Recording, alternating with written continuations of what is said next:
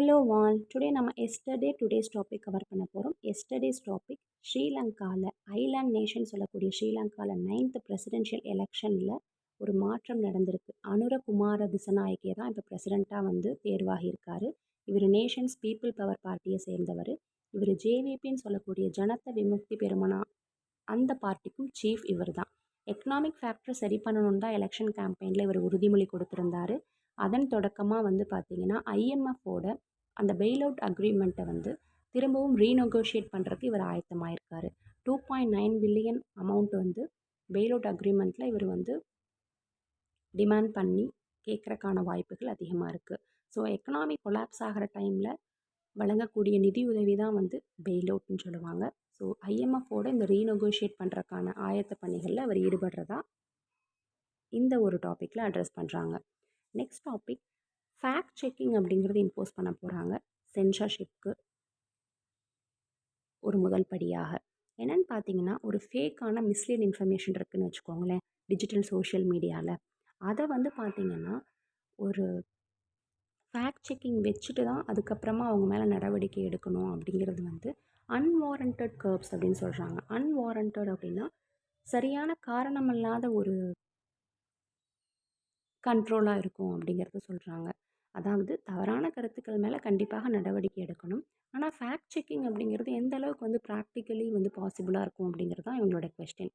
Justice as சந்திரகர் அப்படிங்கிற ஒரு Bombay high court justice இவருமே வந்து பார்த்திங்கன்னா 2 ஜட்ஜ் அடங்கிய பெஞ்சில் ஒரு விவாதத்தில் 2:1 அப்படிங்கிற ஒரு ப்ரொபோர்ஷனில் ஜிஎஸ் பட்டேலோட இவருடைய கருத்துக்கள் வந்து அக்ரி ஆகுது. அதாவது right to freedom of expression அப்படிங்கிறத வயலேட் பண்ணுற மாதிரியான விஷயம்தான் இந்த ஒரு ஃபேக்ட் செக்கிங் அப்படிங்கிறது. சரிங்களா? எல்லாத்துக்குமே நம்ம வந்து ஃபேக்ட் செக்கிங் பண்ணிகிட்ருக்க முடியாது.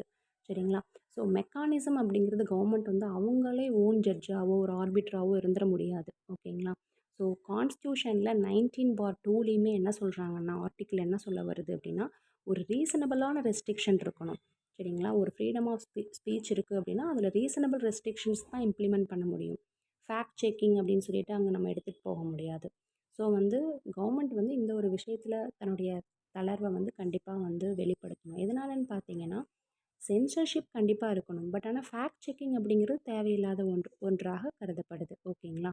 ஸோ வந்து நம்ம எல்லாத்துக்குமே வந்து ஃபேக்ட் செக்கிங் அப்படிங்கிறது இம்ப்ளிமெண்ட் பண்ண முடியாது. அது ஃப்ரீடம் ஆஃப் ஸ்பீச்சையே வந்து வயலேட் பண்ணுற மாதிரி இருக்குது அப்படிங்கிறது தான் எல்லாத்தோட கருத்தாகவும் இருக்குது. ஸோ கவர்மெண்ட் இதில் கருத்தில் கொண்டு கண்டிப்பாக தவறான மிஸ்லீட் இன்ஃபர்மேஷனுக்கு தண்டனை வழங்கணும். ஃபேக்ட் செக்கிங் அப்படிங்கிறது தேவையில்லாத ஒன்று அப்படிங்கிறது தான் இந்த இடத்துல சொல்ல வராங்க. நெக்ஸ்ட் டாபிக் க்ரைம் ஸ்குவாட் அப்படின்னு சொல்கிறாங்க. அதாவது ரீசண்டாக இன்டர்நேஷ்னல் செஸ் ஃபெடரேஷன் நடத்திய 45th எடிஷனில் இந்தியாவில் மென் விமன் செக்ஷன் 2லேயுமே நம்ம வந்து கோல்டு வின் பண்ணியிருக்கோம் இல்லையா? அதை தான் இங்கே அட்ரஸ் பண்ணியிருக்காங்க. குகேஷ், ரமேஷ் பிரக்னானந்தா, அர்ஜுன் எரிகொய்சி இவங்க எல்லாமே மென்ஸ் ஈவெண்ட்டில் பார்ட்டிசிபேட் பண்ணி ஸ்லோவேனியாவை எதிர்த்து இவங்க வந்து கோல்டு வின் பண்ணியிருக்காங்க. அதே மாதிரி ஹரிகா துரோணவல்லி, வைஷாலி ரமேஷ் பாபு, திவ்யா தேஷ்முக், வாண்டிகா அகர்வால், தனியா சச்தேவ் இவங்க எல்லாமே அசர்பைசான் கண்ட்ரியோட போட்டிட்டு விமன்ஸ் டீமில் கோல்டு வின் பண்ணியிருக்காங்க. இண்டிவிஜுவல்ஸுமே நிறைய பேர் வந்து கோல்டு வின் பண்ணியிருக்காங்க. போர்ட் 1 கேட்டகரியில் வந்து பார்த்திங்கன்னா கோல்டு வின் பண்ணது குகேஷ். போர்ட் 3ல் ஓப்பனில் அர்ஜுன் எரிகைசி. போர்ட் 3 விமனில் வந்து பார்த்திங்கன்னா திவ்யா தேஷ்முக். போர்ட் 4ல் விமன் வாண்டிகா அகர்வால் விமன் கேட்டகரியில். ஸோ இந்த மாதிரி நம்ம நிறையா வந்து செஸ்ஸில் வந்து உங்களுக்கு அச்சீவ் பண்ணியிருக்கோம். இதுக்கு கவர்மெண்ட்டும் கார்ப்பரேட்ஸும் சப்போர்ட் பண்ணி இன்னுமே நெக்ஸ்ட் லெவலுக்கு நம்மளை எடுத்துகிட்டு போகணும் அப்படிங்கிற நோட்டில் தான் இந்த டாபிக் வந்து அட்ரஸ் பண்ணியிருக்காங்க.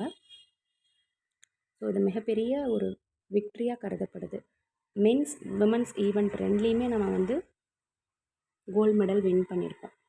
இது வரலாற்றில் வந்து ஒரு மிக முக்கியமான ஒரு தருணமாக பார்க்கப்படுது. நெக்ஸ்ட் டாபிக் என்னென்னு பார்த்தீங்கன்னா லட்டு விஷயம்தான். திருப்பதி லட்டு விஷயத்தில் அடல்ட்ரேஷன், சரிங்களா, கலப்படம் அப்படிங்கிற ஒரு விஷயம் நடந்திருக்கு. கண்டிப்பாக குவாலிட்டி கண்ட்ரோல் கொண்டு வரணும். அதில் எந்த விதமான மாற்று கருத்தும் கிடையாது. ஃபார்மர் பிஜேபி எம்பி வந்து சுப்பிரமணிய சுவாமியுமே சுப்ரீம் கோர்ட்டோட தலையீடும் மானிட்டரும் இதில் இருக்கணும்னு சொல்லி பேசியிருக்காரு. என்ன சொல்ல வராங்க கருத்துக்கள் அப்படின்னு பார்த்தீங்கன்னா, ஃபாரின் ஃபேட் அப்படின்னு சொல்லக்கூடிய இந்த சோயா பீன், அதே மாரி olive, sunflower, rapeseed, cotton, fish, palm oil, beef tallow இங்க தான் பிரச்சனை ஸ்டார்ட் ஆகுது. இதுவரைக்கும் நம்ம சொன்னது எல்லாமே வந்து வெஜிடபிள் ஆயில்ஸ். பட் இந்த இடத்துல பீஃப் டாலோ, லார்டுனா பன்றியினுடைய கொழுப்பு. ஸோ இதெல்லாமே மிக்ஸ் பண்ணுறாங்க அப்படிங்கிறது தான் மிகப்பெரிய ஒரு சர்ச்சைக்குரிய விஷயமா வந்து மாறியிருக்கு. இதில இன்னொரு பியூட்டியான விஷயம் என்னென்னா, தமிழ்நாடு பேஸ்டு சப்ளையர் ஏஆர் டைரியை சேர்ந்தவர் தான் வந்து இதை சப்ளை பண்ணதாகவும் சொல்லப்படுது. Dindigul based company. பட் இதுக்கு சரியான கிளியரான ஒரு இது இல்லை, தரவுகள் இல்லை. பட் ஆனால் TN based supplier AR dairy தான் இதை சப்ளை பண்ணதாகவும் சொல்லப்படுது. ஸோ வந்து பார்த்திங்கன்னா, மில்க் பேஸ்ட் இல்லாமல் ஃபாரின் ஃபேட் அப்படிங்கிறது அதுதான். மில்க் பேஸ்டான ஒரு ஃபேட் இல்லாமல் வேறு வகையான அனிமல் ஃபேட்டையுமே மிக்ஸ் பண்ணுறது, வெஜிடபிள் ஃபேட்டையுமே மிக்ஸ் பண்ணுறது தான் வந்து ஃபாரின் ஃபேட்டுன்னு சொல்லுவோம். ஸோ இந்த ஒரு அடல்ட்ரேஷன் வந்து கண்டிப்பாக குவாலிட்டி கண்ட்ரோல்குள்ளே கொண்டு வரணும். மக்களுடைய ஒரு இறையாண்மை சார்ந்த விஷயங்களில் இந்த மாதிரி வந்து கலப்படம் செய்கிறது ரொம்ப தவறான விஷயம் அப்படிங்கிறத இங்கே அட்ரஸ் பண்ணியிருக்காங்க. ரெசனன்ஸ் அப்படிங்கிறது எதிரொலி, சரிங்களா? எதிரொலி அதனுடைய எதிரொலியாக இருக்கிறது தான் ரெசனன்ஸ். ஸ்க்ராப்பிங்னா ஒழித்து கட்டுதல். நமக்கு தேவையில்லைன்னு சொல்லி ஒரு விஷயத்த வந்து நம்ம ஃபினிஷ் பண்ணுறது தான் ஸ்க்ராப்பிங். டப்டு அப்படிங்கிறது மொழி மாற்றம் அப்படிங்கிறது ஒரு மீனிங் இருக்குது. இன்னொரு மீனிங் என்னென்னா நிக்நேம் வைக்கிறது, கேலியான பெயர் வச்சு கிண்டல் பண்ணுறது தான் வந்து டப்டு. அன்வாரண்டட் அப்படிங்கிறது தகாத, சரியான காரணம் இல்லாத, அதுக்கு ஒரு ஜஸ்டிஃபிகேஷனே கொடுக்க முடியாது, அதுதான் வந்து அன்வாரண்டட். கொயர்சிவ்லி அப்படிங்கிறது ஒரு மக்களை ஃபோர்ஸ் பண்ணி த்ரெட் பண்ணி ஒரு விஷயத்தை செய்ய வைக்கிறது. அவங்களுக்கு வில்லிங்கே இல்லைனாலுமே persuade people to do something தான் வந்து கொயர்சிவ்லி. ஃப்ளாக்டு அப்படின்னா சோர்வுற்று இருக்கிறது, தலைவுற்று இருக்கிறது தான் ஃப்ளாக்டு. சில்லிங்னா ஃப்ரைட்டனிங், பயமுறுத்துகிற வகையில் இருக்கிறது. ஸ்குவாட் அப்படிங்கிறது மல்டிப்ளை பை இட் செல்ஃப். நேற்று நம்ம ஸ்குவார்லின்னு பார்த்தோம். ஸ்குவார்லி அப்படின்னா மிகவும் வந்து பார்த்திங்கன்னா டைரெக்டாக இருக்குன்னு சொல்லி பார்த்துருந்தோம். ஆனால் இந்த இடத்துல ஸ்குவார்டு அப்படிங்கிறது மல்டிப்ளை பை இட் செல்ஃப், தன்னாலேயே பெருகக்கூடியதான் ஸ்குவார்டு.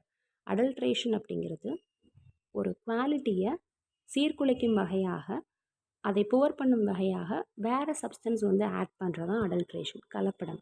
ஆடியோஸ்னால் ஃபுல் ஆஃப் டிஃபிகல்ட்டிஸில் இருக்கிறது ஆடியோஸ்ன்னு சொல்லுவோம். அதே மாதிரி நமக்கு தேவையான எஃபோர்ட் வேணும், நீட் லாட் ஆஃப் எஃபோர்ட் அப்படிங்கிறதையுமே ஆடியோஸ்ன்னு சொல்லுவோம். பிளாக் லிஸ்டட் அப்படின்னா அன்எத்திக்கல் பிஹேவியர்னால் பீப்புள்னால் எக்ஸ்க்ளூட் பண்ணப்பட்ட ஆர்கனைசேஷனோ பீப்புளோ அதுதான் வந்து black listed. Next one purview அப்படிங்கிறது நோக்கம் தான் வந்து பர்வியூ. மக்ராக்கிங் அப்படின்னா ஒரு ஃபேமஸான பீப்புள் வந்து எதுலையாவது வந்து ஒரு கிரிட்டிசிசமில் உள்ளாக்கப்படுவாங்களா, அவங்க பண்ணுற ஸ்கேண்டலை வந்து நோட் பண்ணிகிட்டே இருந்துட்டு பப்ளிசைஸ் பண்ணுவாங்க, அதுதான் மக்ராக்கிங், சரிங்களா? அதாவது ஒரு ஃபேமஸ் பர்சனாலிட்டி என்ன ஸ்கேண்டலில் ஈடுபடுறாங்கன்னு சொல்லிட்டு அதை பப்ளிசைஸ் பண்ணுறது, அதை தேடி தேடி பப்ளிசைஸ் பண்ணுறாங்க இல்லையா, அதுதான் வந்து மக்ராக்கிங். கண்டாமினன்ஸ் அப்படிங்கிறது டர்ட்டியாக இருக்கிறது, பியூராக இல்லாமல் இருக்கிறது தான் வந்து கண்டாமினன்ஸ். கலப்படம் தான் வந்து கண்டாமினன்ஸ். ஓகே, டுமாரோ செட்டின் வேர்ட்ஸ் ரன் பண்ணிக்கலாம். Thank you, have a nice day.